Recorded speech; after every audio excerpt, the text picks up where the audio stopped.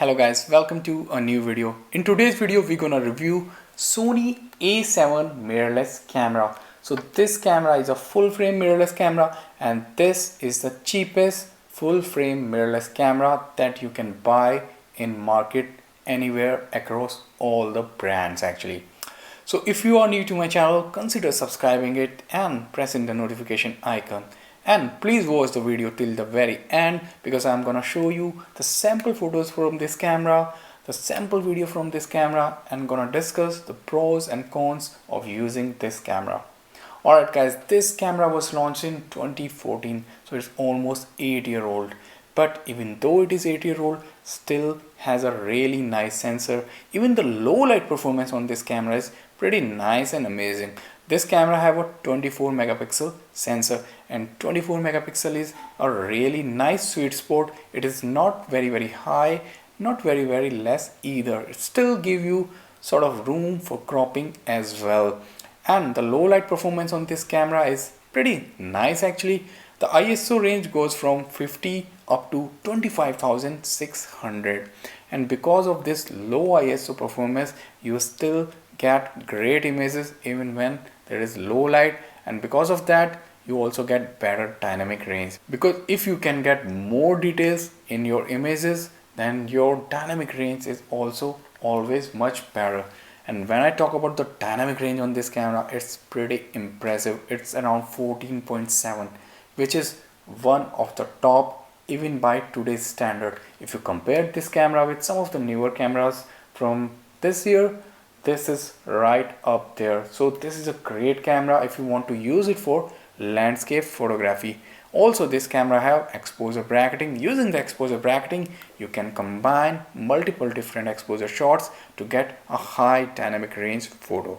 Overall the camera is pretty nice. The build quality is pretty good. It feels good in your hand. It has a weather sealed body. The weight of the body is around 470 grams, so it is one of the lightest full frame mirrorless camera in the market. And if you pair this with a 50mm lens, for example this is a 50mm lens that I am using, and this lens is also pretty lightweight, so the overall combination is pretty lightweight, so it would be a perfect camera that you want to carry for your vacation or doing some kind of a street photography.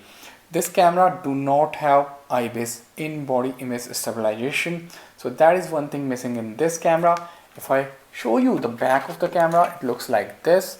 So it has a tilting screen and this is not a touch screen, so whatever option you have to change, you have to press these buttons. The frame per second on this camera is 5, so not the fastest camera when it comes to action photography. So this is more suited for portrait and landscape photography. If you want to do some kind of action photography, then you should look for a camera with higher frame rate. Some good things about this camera is that this camera also have Wi-Fi and NFC, so it is really very easy to pair your mobile phone with this camera just by bringing your phone near to this, and once your phone is connected you can take photos directly with the camera. You can even control your camera remotely from your mobile phone. The screen on the back is around 3 inch and the resolution is pretty good, not the highest but not the least either, and this EVF is 2.36 kilodot, so not the best EVF but it gets the job done because this camera is 8-year-old, so back in that time this was one of the best EVF in the market.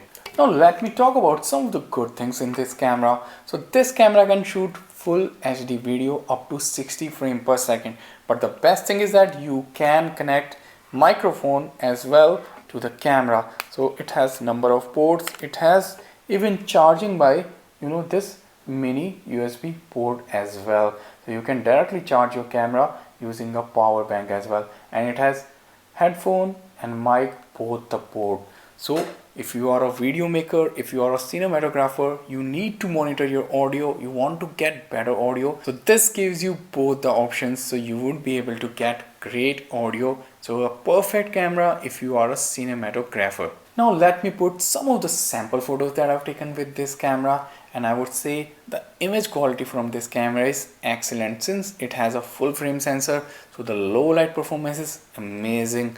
The dynamic range is also impressive. As I already told you, it has a 14.2 dynamic range, which is one of the best in the market, and the colors, the saturation, everything looks really nice with this camera. The only issue that I had with this camera was sometimes it was harder to focus. The autofocus is not so accurate in this camera, and also the exposure can be sometimes very tricky. Sometimes the camera would overexpose some of the photos and sometimes it would underexpose some of the photos. So it was very inconsistent. Even in the same lighting situation, sometimes the exposure might be different. So that was the only problem that I faced with this camera. However, if you can fix that issue by doing some trick, then this can take really very stunning photos for you. If you use some really nice lens, for example this 50mm lens or some G Master lens, then great results you can achieve with this camera. Now let me talk about the video capability of this camera.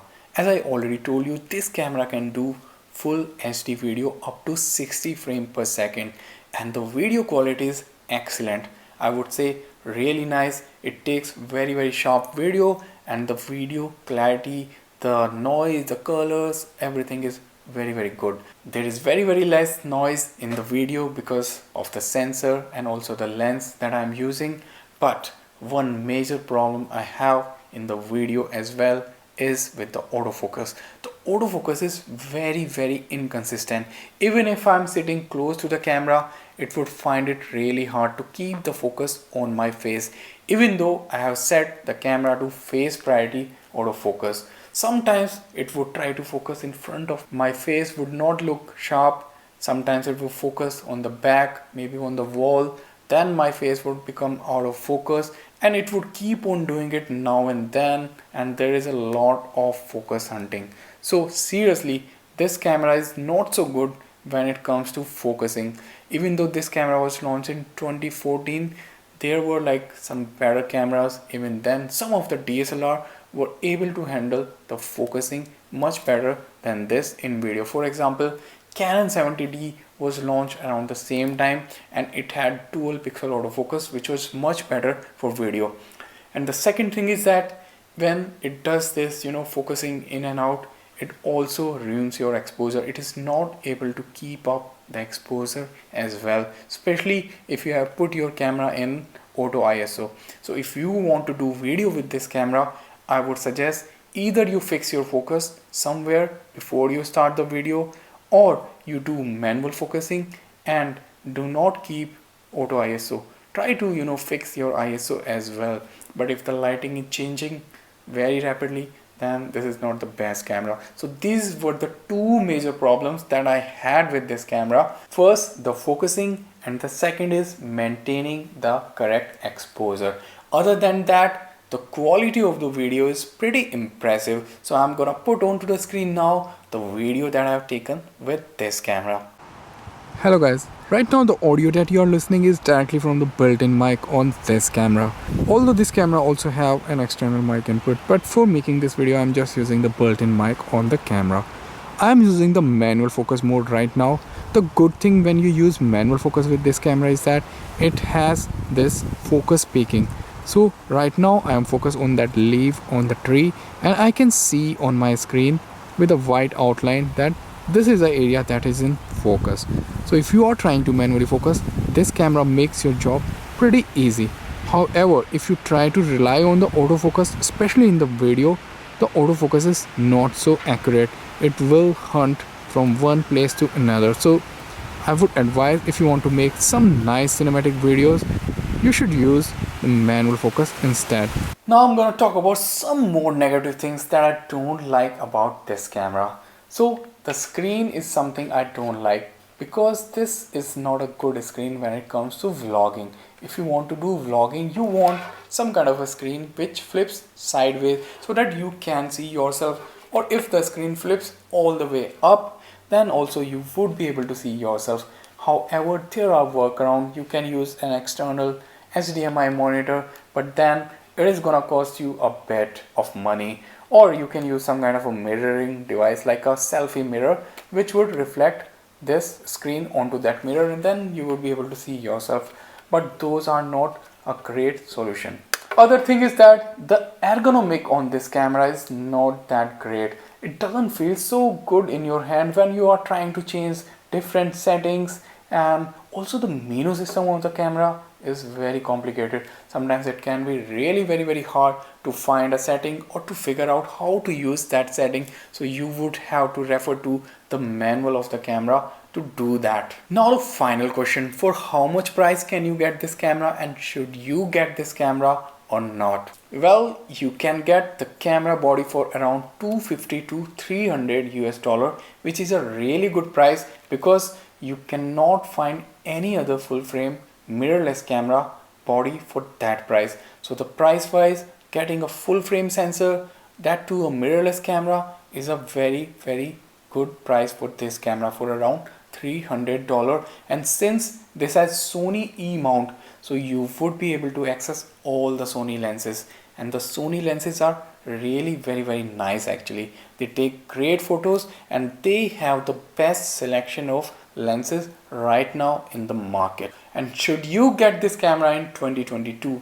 Well, if you are really tight on budget and you want a full frame mirrorless camera, that too from Sony, then definitely you can go for this camera. But you have to be prepared to use manual focusing in video, and even in photography you cannot 100% rely that this camera would get you a correct exposure. So some of your photos might be ruined. So I would suggest shoot in RAW, and in video use manual focus. Then still you can get great photos with this camera and great videos as well, because the sensor is really good. The dynamic range is also very good on this camera.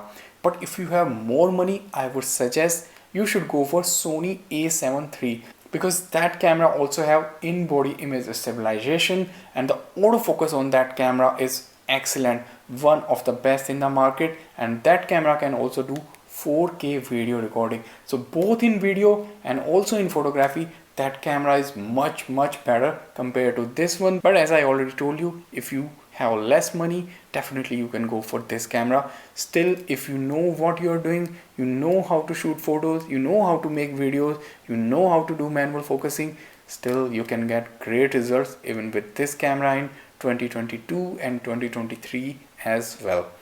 Alright guys, I hope you liked my video. If you liked my video, please share it on your social media account like WhatsApp, Facebook, Instagram, so that it reaches out to more and more people, and that will help in growing my channel and motivate me even more to make such useful videos for you guys. And subscribe to the channel, and don't forget to press the notification icon.